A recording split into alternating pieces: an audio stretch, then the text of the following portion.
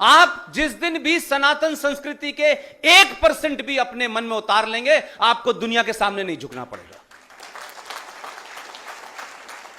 ये हिंदू राष्ट्र की बहुत बात होती है। जरा अपने आप से पूछिए, हिंदू राष्ट्र कैसा होगा? कल रात अनाउंस हो जाए कि आप हिंदू राष्ट्र हो गए, तो ये हिंदू राष्ट्र कैसा होगा और आपको उसमें क्या करना होगा, यह पता नहीं है, लेकिन एक पॉलिटिकल स्लोगन बन गया है। आप कहते हैं हिंदू राष्ट्र होगा, लोग उसको अपने एजेंडे के लिए आपके खिलाफ और देश के खिलाफ इस्तेमाल करते हैं। कितने हिंदू हैं? हिंदू कब शुरू हुआ? हिंदू शब्द कहां से आया? हिंदू की पहचान क्या है? यह तय हुई इस देश में। हजारों पंथ हैं, हजारों सेक्ट हैं हमारे यहां, अलग अलग किस्म के हैं। यानी साधु संतों के भी अगर आपको देखने हो तो प्रयागराज में जब कभी भी वो मेला लगता है तो आप जाइए, हजारों झंडे हैं। इनका इनसे नहीं बनती, इनकी इनसे नहीं बनती, ये मानते हैं, वो ये मानते हैं। तो समाज कैसे एक रहेगा? अगर समाज को एक करना है तो अपनी गलतियों को पहचानिए और पूरी ताकत के साथ।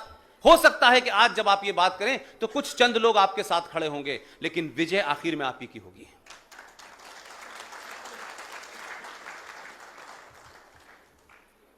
सनातन संस्कृति और सनातन धर्म क्या है,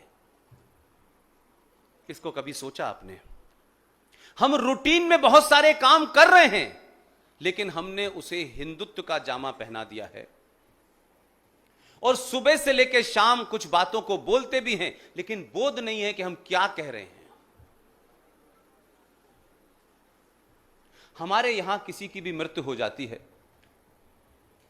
तो हम सब क्या कहते हैं? फला साहब की मृत्यु हुई, उनको पंचतत्व में विलीन कर दिया, यही कहते हैं। ये 5 तत्व क्या हैं? इसका हिंदू से मतलब है या सनातन से मतलब है, ये बताएं।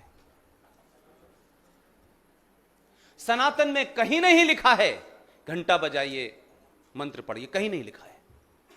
सनातन साक्षात एक साइंस है, विज्ञान है। उस विज्ञान को बौना करते करते आज जो कुछ आप हिंदुत्व के नाम पे देख रहे हैं वो पाखंड हो रहा है। पाखंड में और सनातन में फर्क है।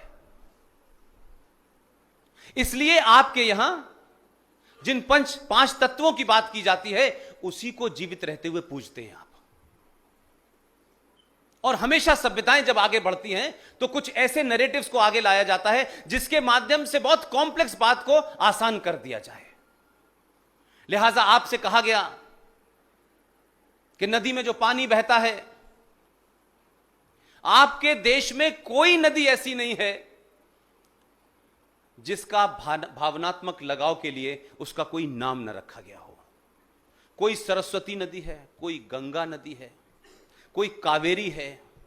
इसलिए हमारे यहां नदियों को मां का दर्जा दिया गया है, इसीलिए हम मां गंगा कहते हैं। और गंगा की पूजा करने से यह कहीं मतलब नहीं लिखा है कि गंगा की आप पूजा करेंगे, उसमें अगरबत्ती जलाएंगे, धूप जलाएंगे तो गंगा मां खड़े होकर के एक सोने की मूर्ति आपको दे देगी। यह इसलिए कहा गया कि जो मां आपको जन्म बायोलॉजिकली देती है, उसके बाद जो सबसे पहला तत्व चाहिए आपको, पानी, वो गंगा देती है, वो हमारी मां नहीं देती है। इसलिए आप उसको पूजें, पवित्र रखें और वो लगातार पवित्र रहे, इसलिए उसको पूजा से जोड़ दिया गया। आपके यहां उसी 5 तत्वों में एक वायु भी है। वो वायु का प्रभाव कैसे चलता रहे, तो सनातन क्या कहता है कि पर्यावरण, उसकी ओर आपको कहा गया कि पर्यावरण का ध्यान रखना है। अगर आज अंग्रेजी के वर्ड में आप कहते हैं एनवायरमेंट डे मनाते हैं, तो हम 5 जून 1974 से पर्यावरण दिवस मना रहे हैं। लेकिन सबसे ज्यादा संकट है हम इसी देश में हमारे, और यही दिल्ली गैस चैंबर बनी हुई है। हमसे कहा गया कि आप पर्यावरण के प्रति सजग रहें, क्योंकि जीवन जीने के लिए इसकी महत्वता नहीं है, इसकी जरूरत है। तो आपको कहा गया कि जो पीपल है उस पे भगवान का वास होता है, आप इसकी पूजा करें। ये जहां जहां भगवान का वास करके बात कही गई, उसके पीछे अर्थ यह था कि ताकि आपको वो कॉम्प्लेक्स बात समझ में नहीं आएगी, क्योंकि अभी 50-100 साल पहले पता चला कि O2 का मतलब होता है ऑक्सीजन। तो पीपल एकमात्र पेड़ है जो 24 घंटे ऑक्सीजन देता है। अब हमारे पूर्वजों को, उनको पता था कि इस बात को अगर हम ऐसे समझाएंगे तो शायद नहीं कन्वे होगी, लिहाजा उन्होंने जोड़ दिया कि पीपल पे पानी देना, ताकि पीपल को जीवन भर पानी मिलता रहे, ताकि सूखे ना, और पीपल बदले में आपको 24 घंटे ऑक्सीजन देता रहे। उसको आपकी भावनाओं से जोड़ दिया। ये जो तुलसी के पौधे को लेकर के है कि तुलसी का पौधा हिंदू हो गया है, आजकल पता चला है मुझे। अब अज्ञानियों की समस्या यह है कि जिनकी किताब यह कहती है कि धरती चपटी है, उन्हें तुलसी का पौधा तो हिंदू का लगेगा ही। तो तुलसी का पौधा साइंटिफिक है, उसमें कई साइंटिफिक गुण हैं, वो बचा रहे, उसको आप प्रोटेक्ट करके रखें, क्योंकि वो आपके परिवार और आपके समाज के लिए महत्वपूर्ण है। लिहाजा उसको उस पर जोड़ दिया कि तुलसी के ऊपर एक लोटा पानी जरूर डालना। ऐसी तमाम चीजों को जो आपके जीवन के लिए थी, साइंटिफिक थी, लेकिन साइंस की तरह उसे कन्वे नहीं करा जा सकता था, लिहाजा उनको जोड़ दिया और आप उसके ऊपर एक लोटा डालते हैं और तुलसी हर घर में मिल जाती है। और जब कोई बीमार पड़ता है तो आज भी जो हमारी मां है वो कहती हैं 4 पत्ते तुलसी के तोड़ के पानी पिला दो, आज भी कहती हैं। तो उनको तो महत्व पता था, लेकिन हमको यह बताया जा रहा है कि तुलसी हिंदू है, उसे हिंदू पूजते हैं।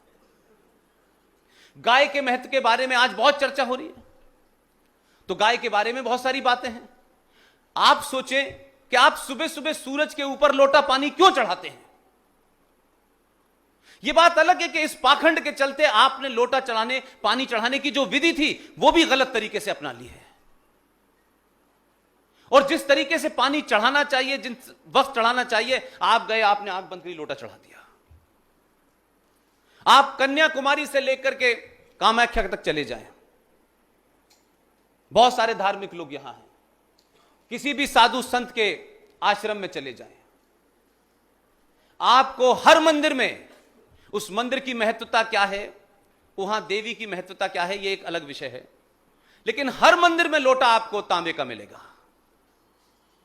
इसका कभी आपने अध्ययन किया कि भाई तांबे का लोटा आसाम के अंदर भी है, कश्मीर में भी है, आसाम में भी है, हरियाणा में भी है, दिल्ली में भी है, और नीचे आपके तमिलनाडु में भी है। तो यही क्या धातु सब जगह मिलती है, लेकिन हमको जो बातें बतानी चाहिए थी वो नहीं बताई। दुनिया की एकमात्र धातु है तांबा, जिसके अंदर पानी को रखने से उसकी इंप्योरिटी समाप्त हो जाती है। इसलिए मंदिर का लोटा तांबे का होता है, और वो चन्नामृत जो दिया जाता है उसे पीने से आप हनुमान नहीं हो जाते। उसे पीने से यह जरूर होता है कि दिन भर जो कुछ आप करके आए हैं, मंदिर में बैठे हैं, आपने वो प्रसाद भी लिया, वो चन्नामृत भी लिया, वो एक बूंद आपके अंदर कुछ फर्क जरूर लाएगी, इसलिए दिया जाता है।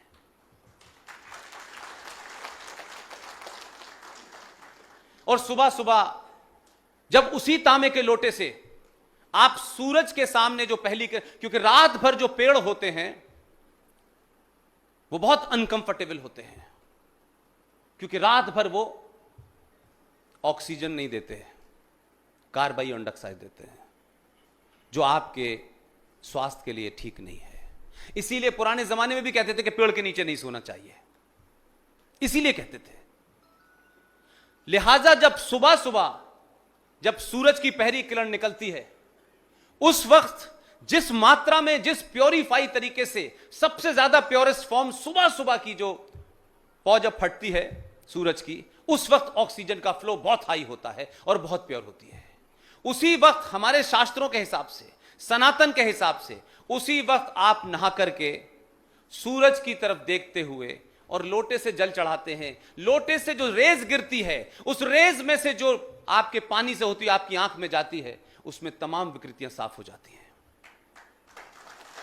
यह सब कुछ साइंस है, मैं उसको साधारण तरीके से आपको समझाने, हजारों चीजें, आपका उठना बैठना चलना, इवन जो लोग मजाक उड़ाते हैं, वो लोग, बहुत सारे लोग अब हमारे यहां पॉलिटिकल टर्मिनोलॉजी में उसका मजाक उड़ाते हैं कि भाई फला साहब तो उसके सामने दंडवत लेट गए।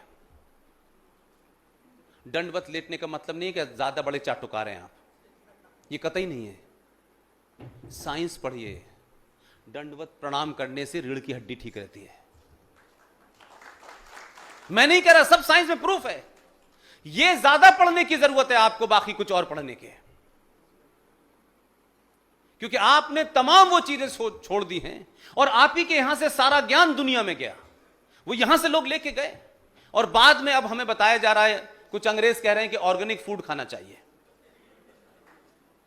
अब ये मजाक है कि नहीं है? और हम लोग भी ऑर्गेनिक फूड के नहीं, ऑर्गेनिक के नाम पे फूड खरीद रहे हैं। जिन लोगों ने यहां नील की खेती की, जिन्होंने यूरिया को इस देश में इस्तेमाल किया, वो लोग आज हमें भारत को शिक्षा दे रहे हैं और हमारे लोग अब छोटे छोटे पैकेट के अंदर गुड़ जो है वो ऑर्गेनिक खरीद के ला रहे हैं। पहले हमने सब कुछ बिगाड़ा, तहस नहस कर दिया, क्योंकि हमें आधुनिकता का मतलब बताया गया कि जब तक आप वेस्टर्न तरीके से कोई काम नहीं करेंगे तब तक आपका डेवलपमेंट नहीं होगा।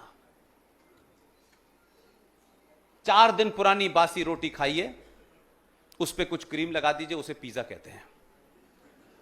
साधारण बच्चे से रात की चपाती खाने को कहकर तो मैं बासी रोटी नहीं खाऊंगा, लेकिन पिज्जा खा रहा है वो, क्योंकि उसकी मार्केटिंग की उन्होंने। और आपने अपनी चीजों की मार्केटिंग छोड़ दी, आपने अपने अंदर हीन भावना भर ली है, आपने अपने पुरुषार्थ को जगाया ही नहीं है।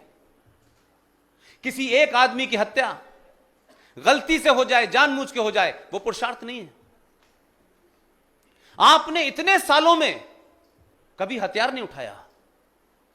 आपके हर देवी देवता के हाथ में एक हथियार है और आप उसके ऐसे अनुयायी हैं कि भगवान को, आपकी मूर्ति को, चाहे वो गणेश जी हो, चाहे वो दूसरी मूर्ति हो, सबको हथियार की जरूरत है। आप कहते नहीं, हमें जरूरत ही नहीं है। आप उनसे भी 2 कदम आगे हैं। आपके यहां शस्त्र पूजा होती है, बड़े बड़े संगठनों को देखा है मैंने, शस्त्र पूजा का वो एक खास दिन होता है, उस दिन पूजा करेंगे, पूजा करेंगे तलवार की, बंदूक की, लेकिन जब लड़ाई होगी तो लठिया लेके खड़े हो जाते हैं। आप अपने पूरे बिहेवियर में देखें कि आप कर क्या रहे हैं, या ये ठीक है या ये ठीक है। ये ठीक है कि तो इसको मानिए, ठीक वो है, लेकिन काम हम ये करेंगे, ऐसा नहीं हो सकता। डॉक्टर से कहें कि दवा तो ऐसी दीजिए जिससे मैं ठीक हो जाऊं, लेकिन खाऊंगा वो जिससे मुझे शाम में मजा आए, ये नहीं हो सकता ना। आपको भगवान राम से लेकर के जो मैंने आपको रेफरेंस दिया, आज भी आधुनिक भारत में यह बात बहुत सारे लोगों को समझ नहीं आएगी, उसको पॉलिटिकल रूप में आप इस्तेमाल कर सकते हैं।